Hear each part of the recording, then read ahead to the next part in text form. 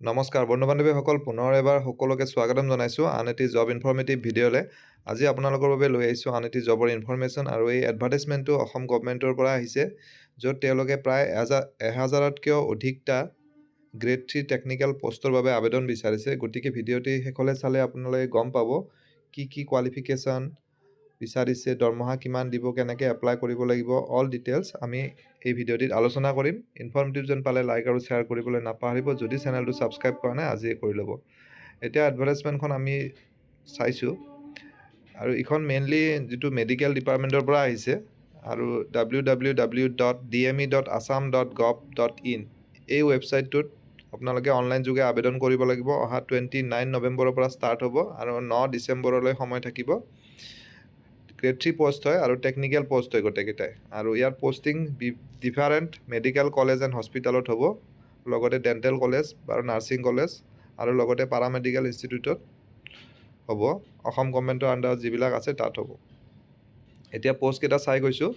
এনাষ্টেটিক technician, artist, assistant physiotherapist আদিকে ধৰি basic health inspector, blacksmith, carpenter, cataloguer, dark room assistant, deep X-ray technician, dental chair, side assistant, dental hygienist, dental radiology, dental technician, dresser, ECG technician, electrician, fitter, health assistant, health inspector, ICU technician, junior technician, laboratory technician, laundry supervisor, medical record technician, modeller, occupational therapist, OT technician, pharmacist, photographer, physiotherapist, pump operator, radiographer, radiographic technician, sanitary inspector, social worker, speech therapist, staff nurse, supervisor আদিকে ধৰি total 47টা কেটেগৰীৰ post আছে। আৰু ইয়াত মেট্ৰিকৰ পৰা আৰম্ভ কৰি higher secondary degree কৰাসকলে, লগতে ডিপ্ল'মা কৰাসকলে এপ্লাই কৰিব পাৰিব। ইয়াত ইমানটা পোষ্ট আছে আৰু চবৰে কোৱালিফিকেশ্যন বেলেগ বেলেগ। গতিকে গোটেইখিনি কৈ থাকিলে বহুত সময় লাগিব। আপোনালোকে যিসকলে ইণ্টাৰেষ্টেড হয় এডভাৰ্টাইজমেণ্টখন ডাউনলোড কৰি চাই ল'ব পাৰিব। মই ডেছক্ৰিপশ্যনত দি দিম, তাৰ পৰা ডাউনলোড কৰি ল'ব। আৰু যিটো দৰমহা হ'ব, দৰমহাটো ইয়াৰ পে' স্কেলটো 14,000ৰ পৰা ষ্টাৰ্ট হ'ব, বেছিক পে' 70,000লৈ। আৰু গ্ৰেড পে' থাকিব 6,200 আছে, কিছুমান পোষ্টত 6,800 আছে, কিছুমানত 5,600 আছে। পোষ্ট অনুযায়ী বেলেগ বেলেগ আছে, কিছুমানত 7,400 আছে। আপোনালোকে চাই ল'ব পাৰিব।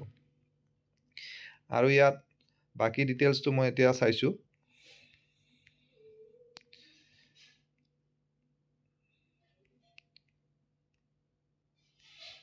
টোটেল 61টা কেটেগৰী আছে। আৰু ইয়াত ব্ৰেকআপ ভেকেঞ্চিটো ইয়াত ধুনীয়াকৈ দেখুওৱা আছে এডভাৰ্টাইজমেণ্টখনত, আপোনালোকে চাই ল'ব পাৰিব। মই ইমান কৈ নাযাওঁ এতিয়া। আৰু বয়সৰ সীমা যিটো দিছে, এইটো মিনিমাম 18 বছৰৰ পৰা এপ্লাই কৰিব পাৰিব, আৰু মেক্সিমাম 40 ইয়াৰ্ছ জেনেৰেলৰ বাবে। আৰু আদাৰ কেটেগৰিজ ৰিজাৰ্ভেশ্যন থাকিব as per government norms. Application fee ইয়াত পে' কৰিব নালাগে। আৰু চিলেকশ্যন প্ৰচিডিউৰটোত ইয়াত মেইনলি অনলাইন যোগে আবেদন কৰাৰ পাছত তেওঁলোকে জনাব ৰিটেন টেষ্ট হ'ব, কেতিয়া হ'ব, কি কথা, গোটেইখিনি গম পাব। গতিকে আশা কৰিছোঁ এই ভিডিঅ'টিৰ জৰিয়তে আপোনালোকৰ মাজৰ ভালেসংখ্যক কেণ্ডিডেট উপকৃত হ'ব, যিহেতু 1000তকৈও অধিক পোষ্ট আছে। পুনৰ এনেদৰে এটা নতুন ভিডিঅ'ত লগ পাম। ধন্যবাদ।